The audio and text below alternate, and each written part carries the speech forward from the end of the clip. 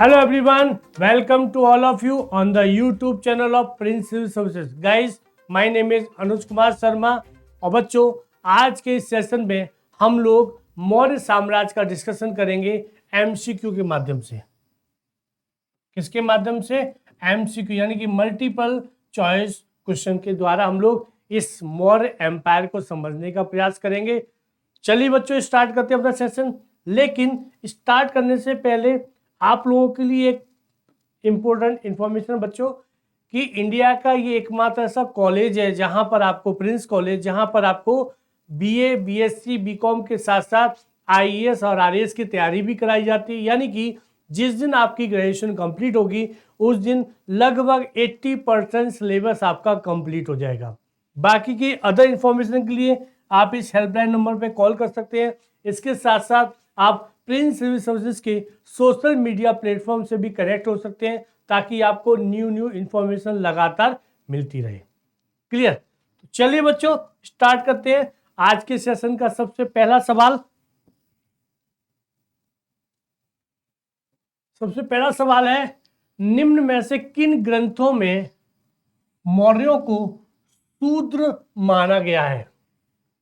यानी कि वो कौन कौन से ग्रंथ हैं, वो कौन कौन सी बुक्स हैं जिसमें मौर्यों को यानी कि जो मौर्य रूलर हैं उनको शूद्र माना गया है। तो ऑप्शन है आपके मुद्रा राक्षस, कथा सरित सागर, बृहत कथा मंजरी, उपयुक्त सभी में। यानी कि ध्यान रखिएगा बच्चों, ये सवाल आया कहां से? बच्चों ये जो मौर्य एम्पायर के जो रूलर हैं, जितने भी आपके स्कॉलर हैं, जितने विद्वान हैं, उन सभी ने अपने अपने मतों के आधार पर ये बताने का प्रयास किया है कि मौर्य क्षत्रिय थे, मौर्य शूद्र थे, मौर्य वैश्य थे। ठीक है, जैसे कि बौद्ध ग्रंथों की बात करें तो बौद्ध ग्रंथों में इनको क्षत्रिय बताया गया है। ठीक है, तो यानी कि विद्वानों में, स्कॉलर्स में इन बात को लेकर के मतभेद है, ये विवाद है कि आखिर मौर्य किस जाति से संबंधित थे। तो उसी से संबंधित जो प्रश्न है कि मौर्यों को शूद्र किन किन ग्रंथों में बताया गया है, तो आपको बताना चाहूंगा मुद्रा राक्षस में मौर्य चंद्रगुप्त मौर्य के लिए किस शब्द का प्रयोग किया गया है? ब्रसल का, यानी कि शूद्र। ठीक है, कथा सरित सागर किसकी किताब है? यह सोमदेव की। सोमदेव ने भी अपनी किताब कथा सरित सागर में मौर्यों को शूद्र बताया है। नेक्स्ट, बृहत कथा मंजरी, ये किसकी किताब है? ये किताब है क्षेमेंद्र की। क्षेमेंद्र के द्वारा भी मौर्यों को शूद्र बताया गया, यानी कि हमारा उत्तर हो जाएगा डी, उपयुक्त सभी में। ध्यान रखिएगा, मुद्रा राक्षस शूद्रक का है। किसका है ये शूद्रक का है। लेकिन इसके ऊपर जो टीका लिखी थी ढूंढीराज ने, किसने लिखी थी? ढूंढीराज। ढूंढीराज के द्वारा जब इस पर टीका लिखी गई, इस टीका में उन्होंने कहा कि जो चंद्रगुप्त मौर्य था वो ब्रसल था, यानी कि वो शूद्र थे। कथा सरित सागर सोमदेव के द्वारा रचित है, इसमें भी उन्होंने कहा इनको शूद्र। क्षेमेंद्र ने बृहत कथा मंजरी की रचना की है, उन्होंने भी अपनी पुस्तक में, अपने ग्रंथ में कहा कि मौर्य शूद्र जाति से संबंधित थे। क्लियर? तो चलिए, यानी कि इसका उत्तर हो जाएगा डी। अगला प्रश्न हम लोग देखते हैं, निम्न में से किस व्यक्ति ने सर्वप्रथम मयूर को मौर्यों का वंशीय चिन्ह बताया था? यानी कि वो कौन से विद्वान है, वो कौन स्कॉलर है जिन्होंने फर्स्ट टाइम ये कहा कि ये जो मयूर है, जो राज चिन्ह है, वो किसका है? शूद्रों का। ठीक है, यानी कि मयूर को उन्होंने किसका चिन्ह बताया था? मौर्यों का। मौर्यों का राज्य चिन्ह बताया था। किसने? किस विद्वान ने? ये प्रश्न है। तो आपके ऑप्शन है जेम्स प्रिंसेप, जस्टिन, प्लिनी और ग्रुनवेडेल। ये चार विदेशी विद्वान हैं, विदेशी स्कॉलर हैं। ये इनमें से किसी एक विद्वान ने बताया कि मौर्यों का जो राजकीय वंश का जो चिन्ह है वो मयूर है। तो बच्चों आपका उत्तर है ग्रुनवेडेल। ध्यान रखिएगा, ग्रुनवेडेल वे विद्वान है जिन्होंने कहा कि मौर्यों का जो राजकीय चिन्ह है वो मयूर है। लेकिन जो अदर ऑप्शन में ऑप्शन है जैसे कि जेम्स प्रिंसेप ने आपको लास्ट सेशन में बताया था कि 1837 में ये वो विद्वान है जिन्होंने अशोक की लिपि को पढ़ा था, और ये भी बताया था कि ये वो जो अभिलेख हैं किसके द्वारा पढ़ा गया था। 1837 में जेम्स प्रिंसेप ने अशोक के अभिलेखों की लिपि को पढ़ा था, सफलता प्राप्त, सक्सेस हुआ था।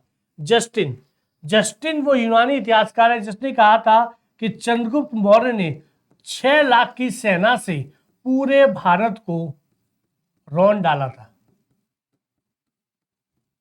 यानी कि जस्टिन जो यूनानी इतिहासकार है उन्होंने ही कहा था कि चंद्रगुप्त जो मौर्य शासक है उसने पूरे भारत को अपनी 6 लाख की सेना से रौंद डाला, यानी कि साम्राज्य का विस्तार किया या साम्राज्य की स्थापना की। क्लियर। लेकिन हमारे प्रश्न का उत्तर क्या है? हमारे प्रश्न का उत्तर है गुरुन-वेडोल। अगला प्रश्न देखते हैं, निम्न में से किस लेखक ने चंद्रगुप्त मौर्य और सेल्यूकस के मध्य युद्ध का विवरण दिया है? यानी कि लगभग 305 ईस्वी,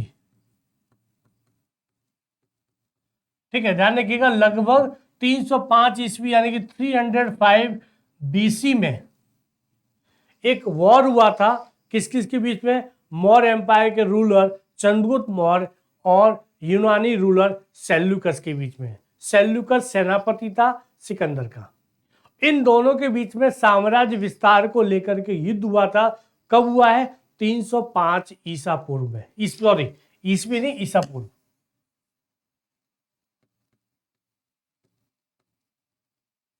बीसी। क्लियर।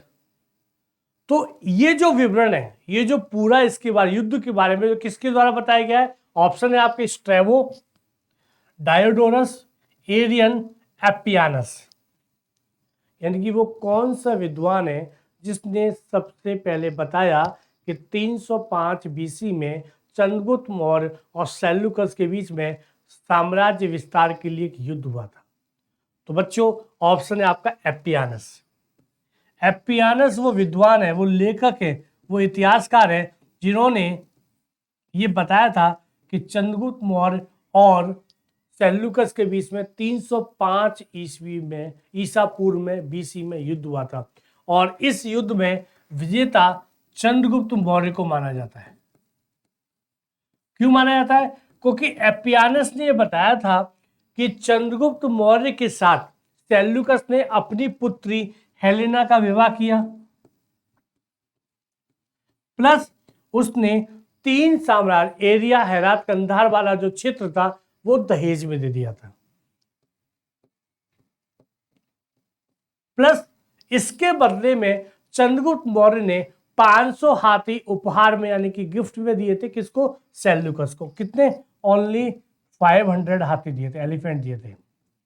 अब सोचिए, अगर सेल्यूकस की विजय होती तो क्या वो अपनी पुत्री का विवाह करता?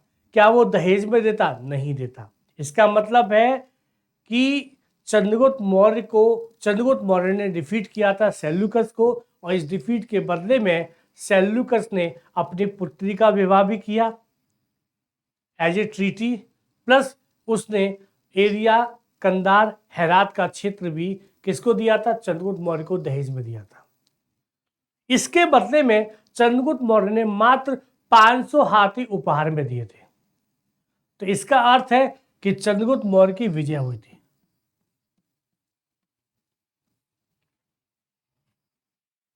क्लियर। चलिए, यानी इसका उत्तर हो जाएगा एपियानस। अगला प्रश्न है, निम्न में से बिंदुसार के दरबार में कौन कौन विदेशी यात्री आए थे? एक है, ऑप्शन है डायमेकस, मैगस्थनीस, पाइयान, एथेनियस। यानी कि चंद्रगुप्त मौर्य के बाद जो उसका पुत्र अगला शासक बना था, अगला रूलर था बिंदुसार, बिंदुसार के दरबार में, बिंदुसार की कोर्ट में कुछ जो यूनानी शासक थे उन्होंने अपने अपने राजदूत भेजे थे उसके दरबार में। तो उसमें एक राजदूत का नाम है डायमिकस। डायमिकस को सीरिया के शासक के द्वारा भेजा गया था। सीरिया के शासक एंटीयोकस के द्वारा भेजा गया था। किसके दरबार में? बिंदुसार के दरबार में। लेकिन अब इसके बीच में जो अदर ऑप्शन है बच्चों, जैसे कि मैगस्थनीज, ये किसने भेजा था? सीरिया के शासक एंटीयोकस ने डायमिकस को बिंदुसार के दरबार में भेजा था। मैगस्थनीज किसके दरबार में भेजा गया था? मैगस्थनीज को भेजा गया था सेल्यूकस के द्वारा। किसके दरबार में? चंद्रगुप्त मौर्य के दरबार में।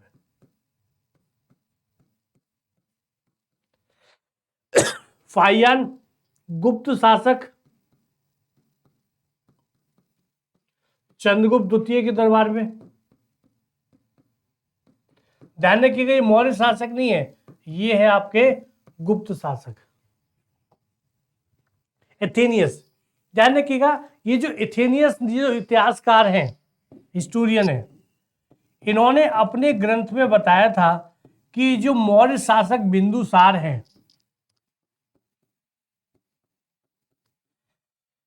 बिंदुसार ने सीरिया के शासक से 3 चीजें मांगी थी। ध्यान रखिएगा, पहले इसका उत्तर समझ लीजिए। पहले इसका उत्तर है डायमिकस। ये राजदूत था, यात्री था, इसके दरबार में आया था, बिंदुसार के दरबार में। हमारा ऑप्शन ये है, ठीक है। लेकिन अब बात करेंगे हम एथेनियस की, इसको भी समझ लीजिएगा। एथेनियस एक इतिहासकार है, हिस्टोरियन है। उन्होंने अपने ग्रंथ में लिखा कि ये जो मौर्य शासक हैं बिंदुसार, मौर्य शासक बिंदुसार ने सीरिया के शासक एंटीयोकस प्रथम, एंटीयोकस से, ये कहां का शासक था?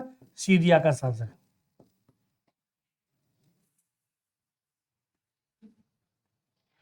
सीरिया के शासक से उसने 3 चीजें मांगी थी कि आप हमको गिफ्ट में दे दीजिए। एक मांगी थी सूखा अंजीर,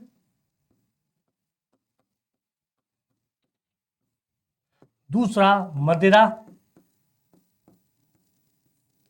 तीसरा एक दार्शनिक।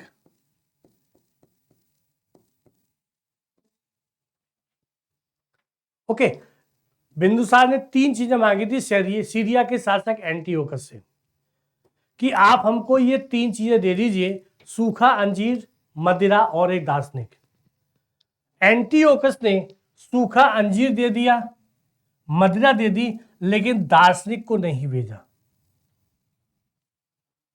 उसने कहा कि मैंने अपने सभी दार्शनिकों से पूछा कि आप लोगों में से कोई जाना चाहता है, सभी ने मना कर दिया।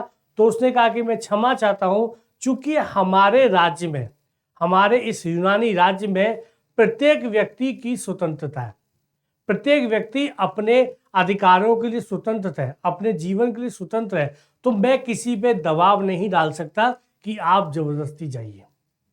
तो उसने दार्शनिक नहीं भेजा। कहते हैं कि बिंदुसार ने फिर इसका कोई विरोध नहीं किया था। क्यों? क्योंकि उन्होंने कहा कि हमारे प्रत्येक व्यक्ति को अपने जीवन जीने की स्वतंत्रता है, अपने कार्यों को करने की स्वतंत्रता है। तो मैं किसी पे, विद्वान पे, दार्शनिक पे दबाव नहीं डाल सकता। ये विवरण दिया है एथेनियस ने। ध्यान रखिएगा, यूपीएससी में एक बार प्रश्न पूछा गया था कि निम्नलिखित में से किस इतिहासकार ने बिंदुसार और सीरिया के शासक के बीच के जो संबंध थे उसके बारे में चर्चा की है? तो वो है एथेनियस। ठीक है, एक बार यह भी पूछा गया था कि बिंदुसार ने किन किन चीजों की डिमांड की थी? सूखा अंजीर, मदिरा, और मदिरा मीन शराब, लिक्वर, अल्कोहल। क्लियर? चलिए, यानी हमारे प्रश्न का उत्तर तो ये है, लेकिन इन सब को भी समझ लीजिए क्योंकि आपके एग्जाम में इन सब से भी प्रश्न पूछे जा चुके हैं और पूछे जाने की संभावना भी है। नेक्स्ट, निम्नलिखित में से किस ग्रंथ में अशोक की माता का नाम शुभदांगी था मिलता है? यानी कि अशोक की माता का नाम मिलता है शुभदांगी। ठीक है, अब किस ग्रंथ में मिलता है? ग्रंथ के नाम में मुद्रा राक्षस, दिव्यावधान, दीपवंश और महावंश। इस प्रश्न का उत्तर हमारा बच्चों दिव्यावधान। ये बौद्ध धर्म का एक ग्रंथ है।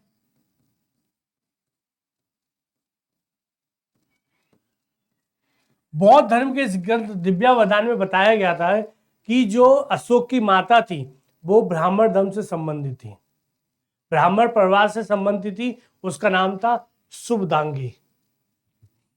लेकिन अशोक की एक रानी, अशोक की माता के साथ साथ अशोक की रानी का नाम भी मिलता है, जिसको रानी का विलेख भी कहा जाता है। रानी का नाम क्या मिलता है? करुबाकी। और ये किसकी माता थी? तीवर की, अशोक के पुत्र तीवर की। यानी कि ध्यान रखिएगा, ये अशोक की पत्नी का नाम है, किसमें मिलता है? रानी के अभिलेख में इसका नाम मिलता है। और माता का नाम किसमें मिलता है? माता का नाम मिलता है दिव्यावधान में। दिव्यावधान किस धर्म का ग्रंथ है? बौद्ध धर्म का। क्लियर? तो बच्चों आज का सेशन यहीं तक था और मौर्य साम्राज्य को हम लोगों ने क्वेश्चन आंसर के माध्यम से देखने का प्रयास किया, समझने का प्रयास किया। आगे भी इसी सीरीज में हमको इसी प्रकार एंशियंट हिस्ट्री को समझने का प्रयास करेंगे। आपको सेशन कैसा लगा प्लीज कमेंट कीजिएगा, कोई सजेशन हो तो वो भी दीजिएगा। प्लस हमारे इस चैनल को ज़्यादा से ज़्यादा शेयर कीजिए ताकि आपके फ्रेंड सर्कल में जो लोग हैं वो इसका बेनिफिट उठा सकें। चलिए बच्चों, आज के सेशन के लिए धन्यवाद। Thank you so much.